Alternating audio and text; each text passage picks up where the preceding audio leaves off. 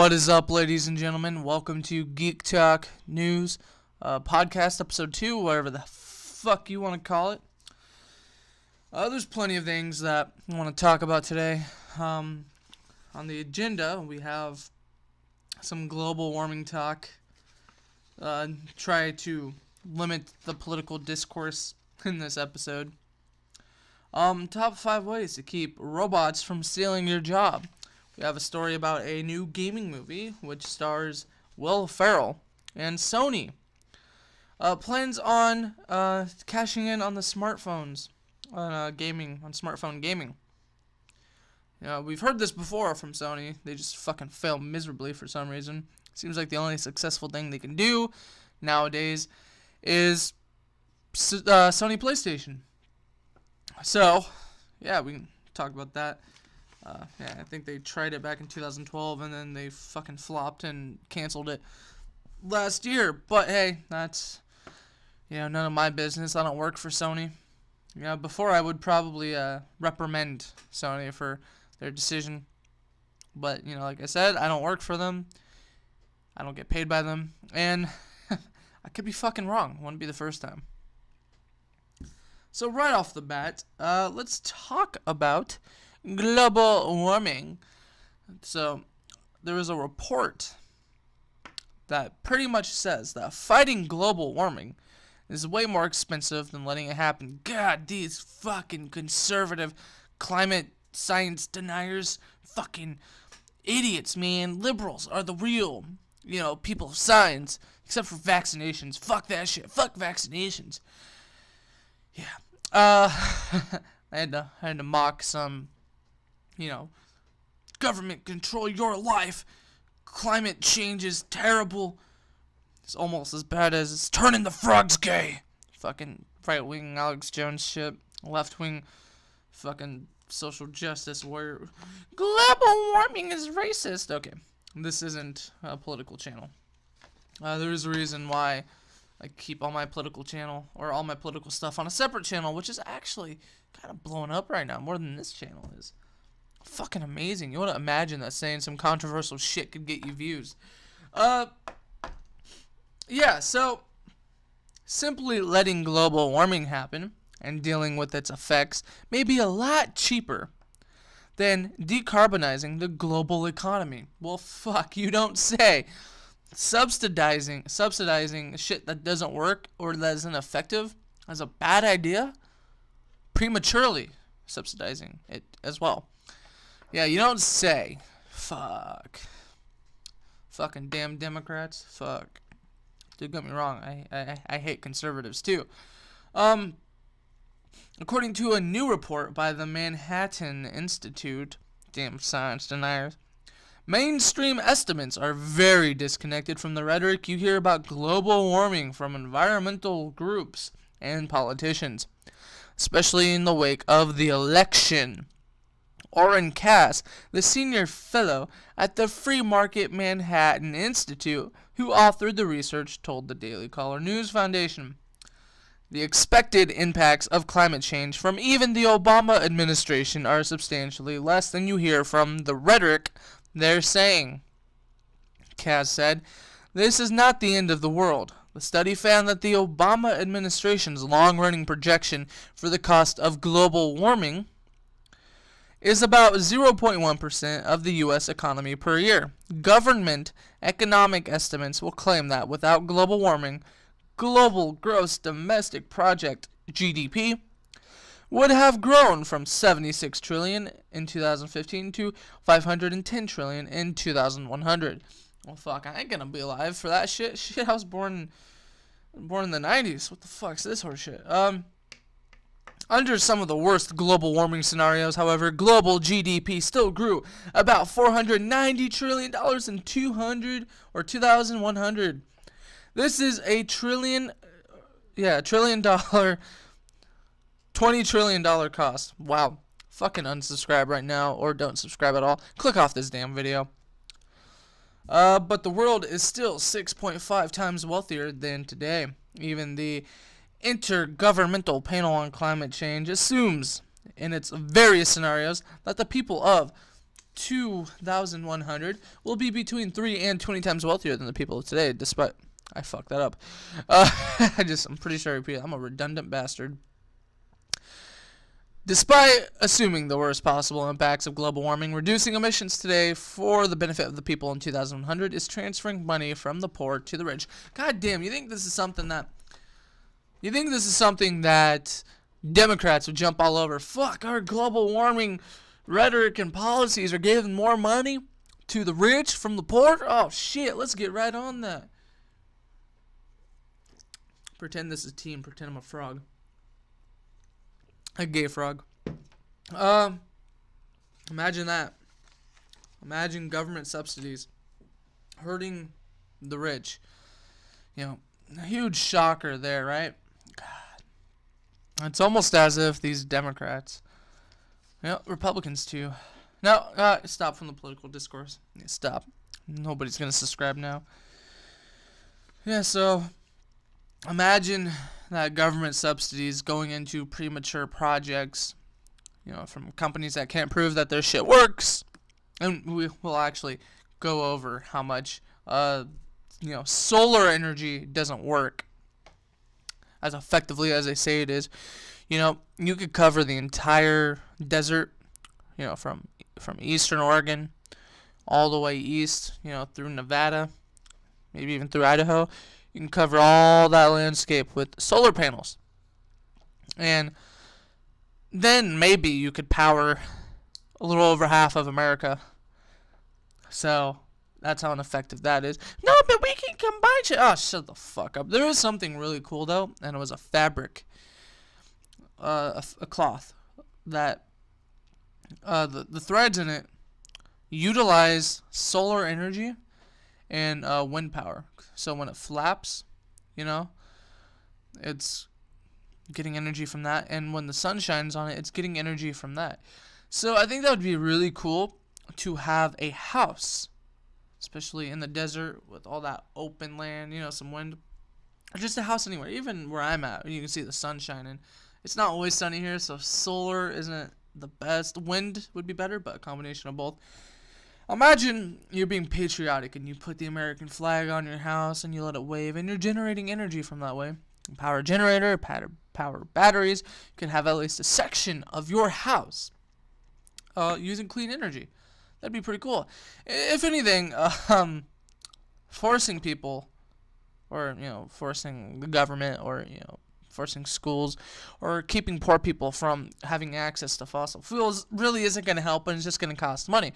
However, if you want to save yourself from money, I mean, it's going to be an investment, but in the long term, especially if it's a house and you make it, completely energy independent, or at least partly energy independent, and you own that house, and you die and you pass it on, it's going to save your grandkids some money, and depending on how much money you have now, it's a good investment.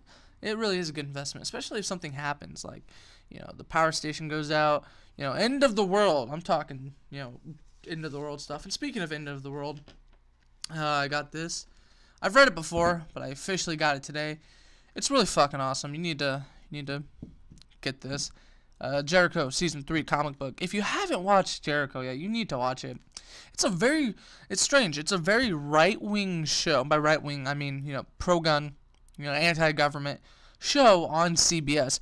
Not something you would expect. It's probably why I got canceled. There's no reason why a show with 9 million fucking views doesn't stay on CBS. That's about how many views NCIS gets. That's how many views The Walking Dead was getting when it was being critically acclaimed, breaking records.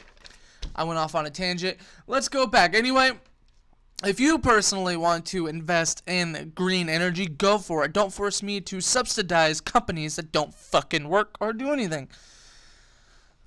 We were engaging in some honest political discourse there. Basically, even the Intergovernmental Panel on Climate Change assumes, in its various scenarios, that the people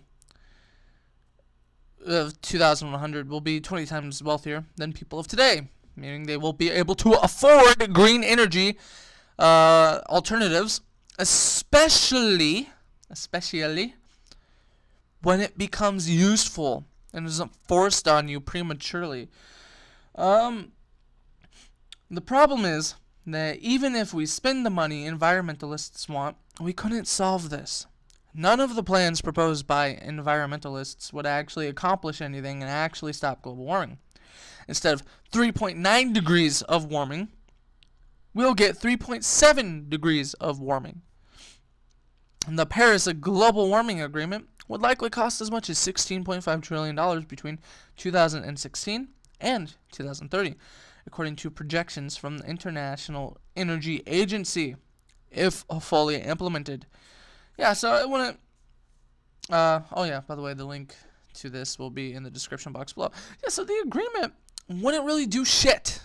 It's pretty much what it's saying. Imagine that. Imagine it not working. Imagine my fucking non-surprise. God, I'm just a cynical asshole. Nobody's gonna like me. Oh well, I'm keeping this shit real. I'm not gonna be fake on the fucking internet, being my fucking self. Although I do need to, personally, I believe I need to stop cussing. Yeah, so the required expenditure... Oh, no. Even the lowest cost estimates performed by environmentalist groups placed the costs at $12.1 trillion. The required expenditure averages around $484 billion a year over the period, calculated by Bloomberg New Energy Finance with the assistance of the environmentalist nonprofit Ceres. Global warming will only cost about $1.9 trillion or 1% of the world economy by the same year, according to a study sponsored by the United Nations. You know, the ones pushing for, this global climate change shit, for more government subsidies, for the governments to invest in green energy. Even they're fucking saying that this shit isn't gonna work. Are you kidding me? Fucking morons. Oh no, they're saying that it's gonna cost a lot of fucking money. Can you imagine that? Yeah. The rhetoric you're hearing about climate change is used to promote ever more costly plans. Whoa, a politician lying to gain power? That fucking shit's unheard of. You don't see that from Democrats at all, or Republicans for that matter. Fuck. Oh, God. I'm a real asshole when I, talk about government and politics. I contest this, the rhetoric of global warming. You can convince me that global climate change is real, but once you start trying to tell me that mankind, short of nuclear war, can actually change the climate of the earth, yeah, fucking my ass. Not yet, anyway. Maybe in 2100 when people are rich. Fuck. We can adapt, A lot of companies are gonna come up from the ashes and, make do home renditions or rebuild homes, flip houses, make money off of green energy, especially them rich Democrats that like that shit, or Republicans who want to keep more of their own money. Yeah.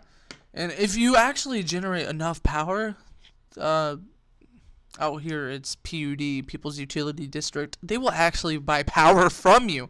Fucking imagine that shit. That's amazing. They will pay you if you become energy independent. That's the most amazing thing ever. President Barack Obama's clean power plan would cost the economy up to $479 billion by 2031, but only prevent an additional 0.019 degrees Celsius of warming, an amount so small it cannot be detected. Wow, it's pointless, essentially. Should we really be asking the impoverished developing world today to develop more slowly to marginally slow global warming, rather than asking the vastly more wealthy future to deal with some comparatively cheap effects? That seems like a really democratic position, but no, they're still trying to push this shit on us. Fuck. Don't even get me started on our political system. American taxpayers spend an average of $39 billion a year financially supporting solar energy, which comes from the Taxpayer Protection Alliance. President Barack Obama's 2009 stimulus package contained around $51 billion in spending for green energy projects, including failed solar energy companies such as Solyndra and Abound Solar. Despite relatively high levels of taxpayer support in 2014, solar and wind power respectively accounted for only 0.6 and 4.7% of electricity generated in the United States, according to the Energy Information Administration, the EIA. Ironically, solar and wind power have not done much to reduce America's carbon dioxide emissions. Studies show that solar power is responsible for 1% of the decline in the U.S. carbon dioxide emissions, while natural gas is responsible for almost 20%. For every ton of CO2 cut by solar power, hydraulic fracturing for natural gas cut 13 tons. Imagine the government failing to do what they said they were going to do. Imagine Democrats failing, what they said they were going to do. Republicans do too. I get it. Imagine that. That's no shock. Government subsidies don't really fucking work, especially when they push premature technology. Wow. And when the technology is just not, ready, I'm all for rich people using it, because rich people buy it because they want to keep more of their own money. So over the long period of time, they keep more profit. That fucking makes sense. Or, science teachers, engineers. Oh, you son of a bitch. Filming a video, my cat jumps on. This is embarrassing. Little fucker. He's a cute little cat. Mwah, mwah. Where was I? About 16 minutes in. So yeah, just craziness. Government subsidies don't work. Rich people invest in technology because rich people want to keep more money. Poor people might take out a loan to invest in this technology to help them save money in the future. Short investment, kind of like a vehicle. Take out a loan, get a vehicle, and it saves you time because you're able to drive from point A to point B. Imagine that. Middle class people buy solar power so they can, save a little bit of money in the long run. Imagine that. The more people who buy this stuff, test out the technologies, you get feedback. And the technology just isn't ready yet, and forcing people to use premature technology isn't how technology works. Imagine this, the free market is better than government subsidies. Fuck. So, next story. And speaking of more marketing, market news, free market, government-controlled market, top 5 ways to keep robots. Top 5 ways to keep robots from stealing your job. That's a really interesting one. So I used to work at a grocery store, and we had self-checkout. We had one self-checkout bay, but it had 6 robots, 6 individual check stands. And this guy comes up to me. He looks at me straight in the eyes. And he goes, "How does it feel to be working the machine that's going to take your job?" And I look at him and I go, "Well, it's not really taking my job because I'm working here at self-checkout." He's like, "Yeah, but how many of the robots are there versus how many of you work them?" Like, well, I'm one working 6 registers technically. He goes, "See?" But of course, I'm not going to sit there and argue with the customer. I'll answer his questions. I'm thinking to myself, you're a fucking moron. Somebody has to create those computer parts. Somebody has to assist the customers. Because people are stupid and robots aren't perfect. Not to mention, that's the market. Company saves money not hiring as many cashiers. But they also forget there's those people that want human interaction still, unless you're in fucking Japan. And, unless feminists have their way, then men are going to never socialize with people. They want a human doing it because robots can make mistakes just like humans. Error. How many times have you had a broken computer or a glitchy cell phone? It fucking happens. And computers these days aren't really capable of adapting like humans are. Computers are just as good as humans can make them. Computers definitely have their place. But, I don't know, I just wanted to tell them it's the fucking market. I'm not scared. I'll just learn how to fix the fucking computers. I will adapt. Or I'll go work somewhere else. Fuck, acting like I care about that job. Anyway, top 5 ways to keep a robot from stealing your job. So number 1 is being a problem solver. That guy who was asking me that question in the grocery store when I was working wasn't a problem solver. You know that for a fact. He's He's a professional victim. He's like, oh my god, computers are going to take my job. What the fuck do I do? It's called learn how to fix them, learn how to run them, be a fucking problem solver. Okay, you've probably seen plenty of lists that tell you top 5 or top 10 attributes that employers are looking for from their employees.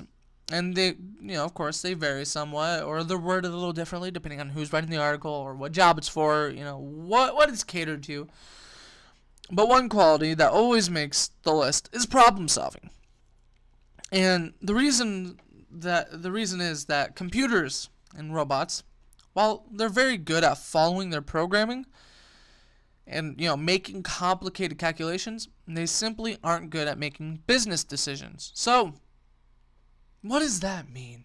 Well, when I was working at self-checkout, they're really good at calculating math, dollar amounts, cents amounts, the prices of everything, calculating all that together, and reading your credit card, your debit card, counting your cash, taking your coupons.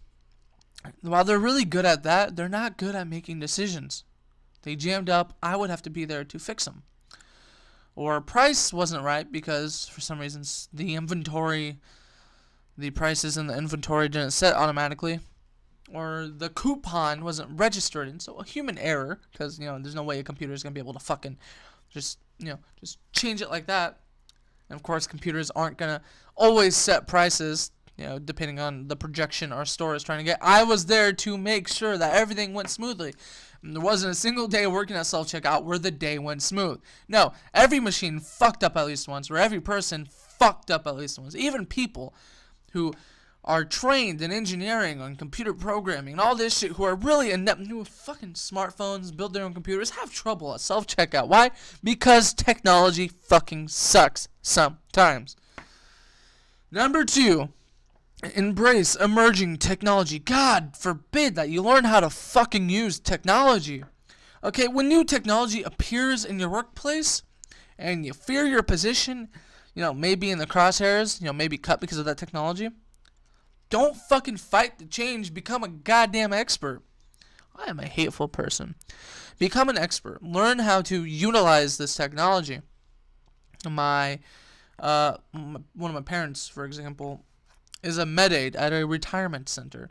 And for a while, when my parent would pop pills, my mom, when she would pop pills for residents and she would have to scribe them manually, she would have to write everything down manually. She's not very technologically superior, I should say. She's not.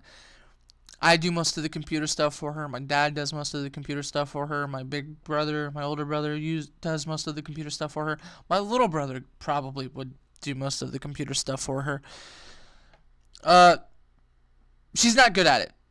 That's not, it's not what she was able to do. But at her job, they, brought in a computer to make it easier, to make it faster. And instead of bitching about it, she learned how to use it. Oh, you fucking bastard cat. I just want to...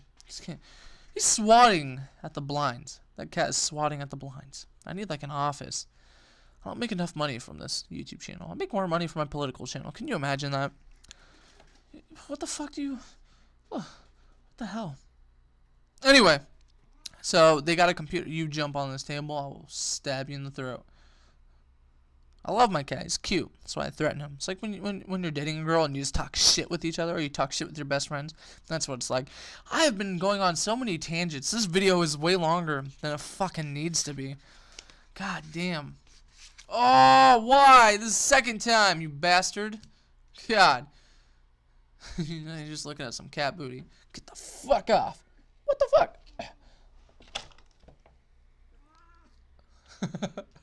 Alright, anyway.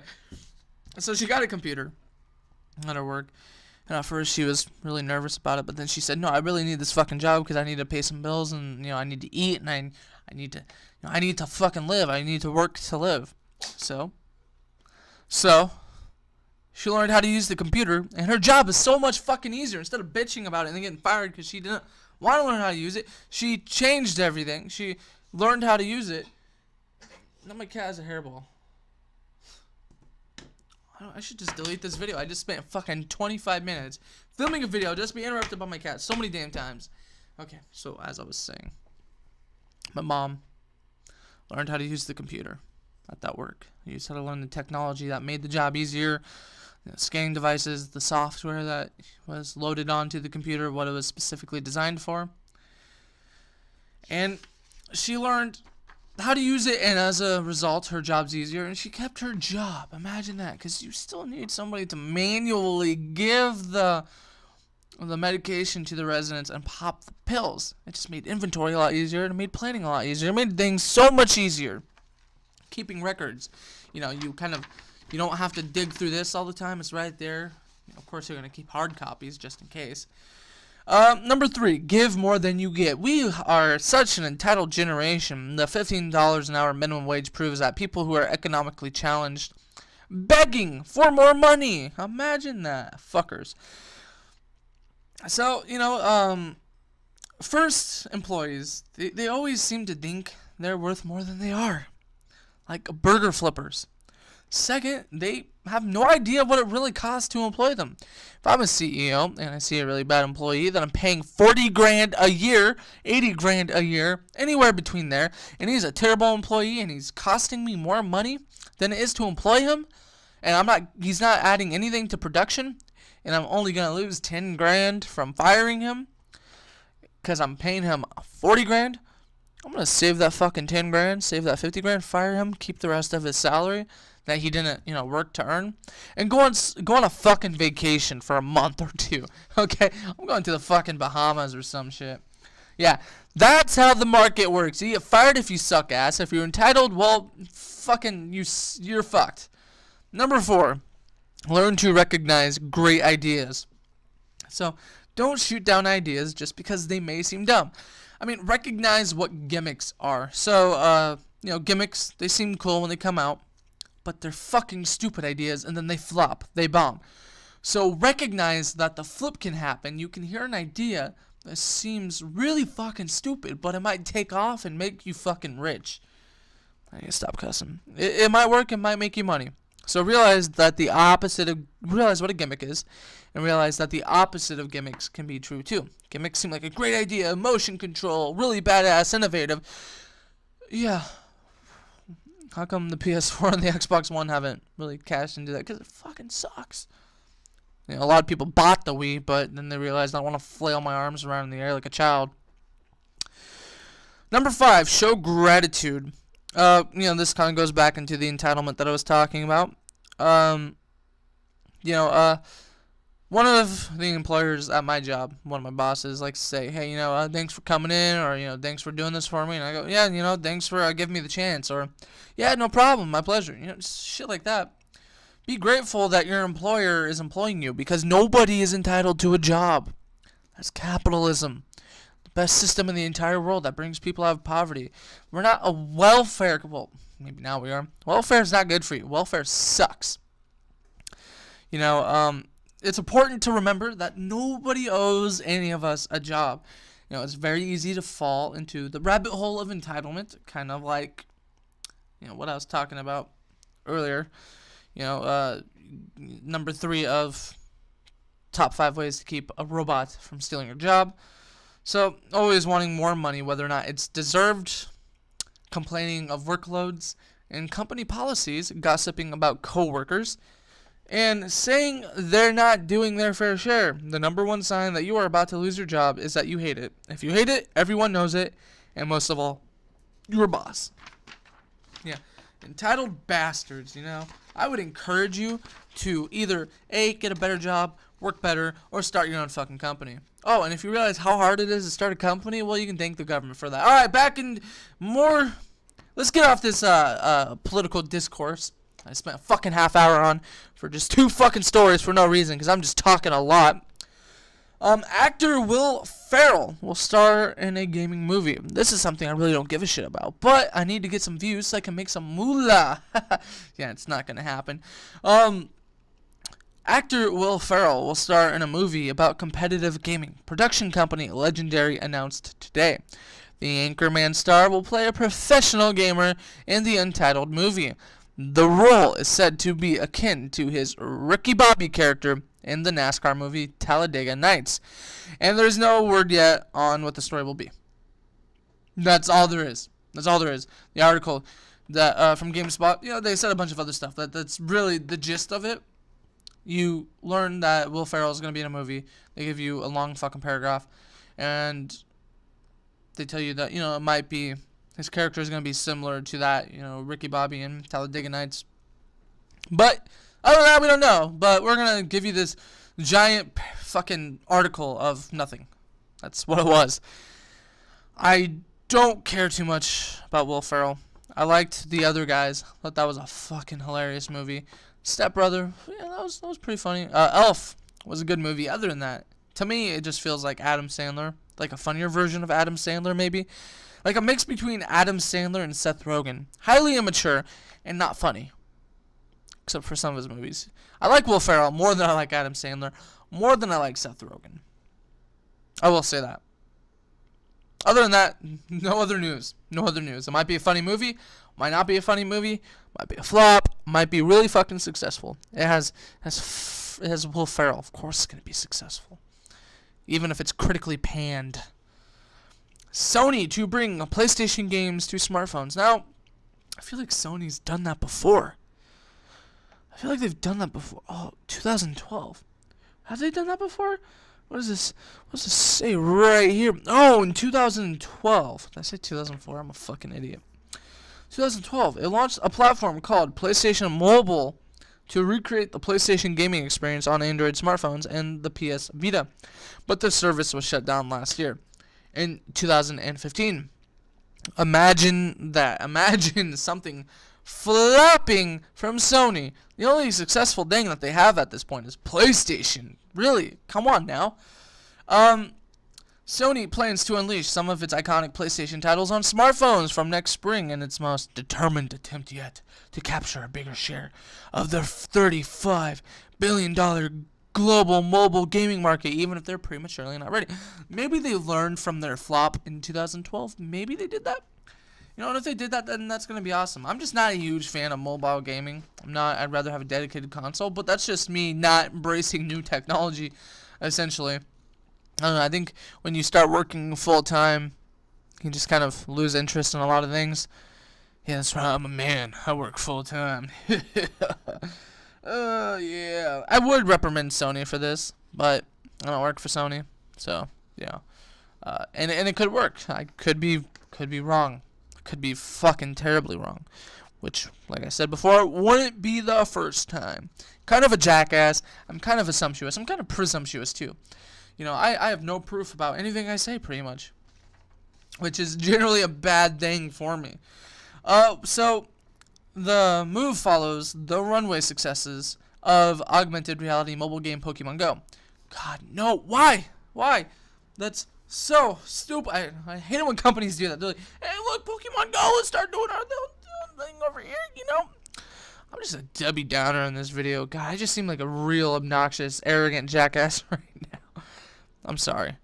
The move follows the runaway success of augmented reality mobile game Pokemon Go, with rival Nintendo's famous character demonstrating the power of Japan's intellectual property and tapping into a global pool of smartphone users. This could actually be one of the dopest things ever. We could actually get the revival of the PlayStation Portable, but on mobile devices. It might even be better. With so many releases of smartphone games, it's becoming difficult to reach users, explained Tomoki, executive director at ForwardWorks, a new studio Sony established in April to beef up its efforts in mobile games. I made a video before about Sony making their way into the gaming industry. And here's my co-host, Black Cat named Panther. In 2012, it launched a platform called PlayStation Mobile to recreate the PlayStation gaming experience on Android smartphones and the PlayStation Vita, but the service was shut down last year. So this could really go anywhere. It could be a giant flop, just like what they did in 2012. It could actually work, and they could be successful like Nintendo was. Nintendo. I was trying to put Nintendo and Sony together, Nitondi, like Nintendo was in with their Pokemon Go game, and of course the Nintendo DS and the Game Boy been a huge success. The PSP was a huge success. I don't know what the hell happened. What the hell was Sony thinking? What the hell were they thinking? That was it. I know I seem like an arrogant jackass in this video, and I made this way too fucking long, but hey, you know, if you stay, then you're a freaking badass, and I love you. And this is Geeks of the West signing out. Have a good one.